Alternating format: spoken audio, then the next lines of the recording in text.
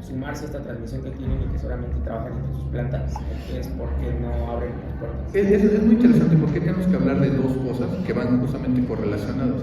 Yo te diría de que el aspecto económico y de costos es justamente la fachada para el verdadero tema, que es un tema de control. Y vale la pena que abundemos al menos un poquito en esa parte específica.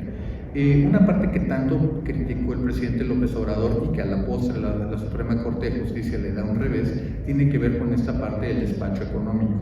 Palabras más, palabras menos, el despacho económico significa a quién le voy a comprar la energía hasta satisfacer la demanda. En las reglas actuales, de nuevo, las que fueron amparadas por la Corte, significa por el costo variable de corto plazo, que palabras más, palabras menos significa el combustible. Cuando nos damos cuenta que ese es el criterio, pues nos damos cuenta que el sol, el viento, el agua, por ejemplo en el caso cuando llueve o cuando hay suficientes cuerpos de agua, o las emanaciones de calor que pueden ser la geotermia, son las primeras en ser despachadas.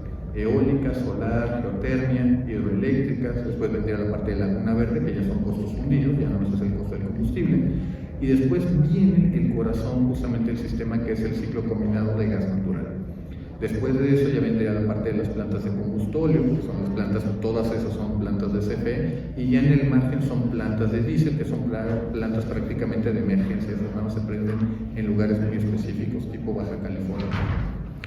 Lo que pretendió el presidente López Obrador es que este criterio ya no fuera el normativo, sino que fuera que primero que se despachen todas las plantas de CFE y lo que sobre del mercado, eso que se lo queden los privados. Pero tiene muchas implicaciones y ahí es donde tienen que ver los costos. Si pasáramos a ese modelo, el gran problema es de que el costo de generación del sistema es muchísimo más caro. Y un ejemplo que creo que vale la pena para entender justamente estas diferencias. El costo, por ejemplo, de un megawatt producido por una planta de combustóleo es 97% más caro que de una eólica. El gran problema, que es donde ha venido justamente CFE diciendo, es de que cuando se hace con el despacho económico, el que les acabo de comentar, obviamente las plantas que no son despachadas son las plantas de combustión de electricidad, las termoeléctricas, la de Tula, la de Manzanillo, y ellos dicen, oye, pero ya compré el combustible, ya estoy pagando los sueldos, los salarios, pero no estoy despachando la electricidad, entonces es una pérdida. El gran problema, como les platicaba hace ratito, es de que esas plantas debió haberse deshecho CFE, y el problema es de que no lo ha hecho, o sea, está arrastrando todavía la parte de las ineficiencias. Son plantas que en promedio tienen 55 años de edad en promedio, y que obviamente van a requerir más mantenimiento correctivo, preventivo, y eso va a seguir elevando sus costos.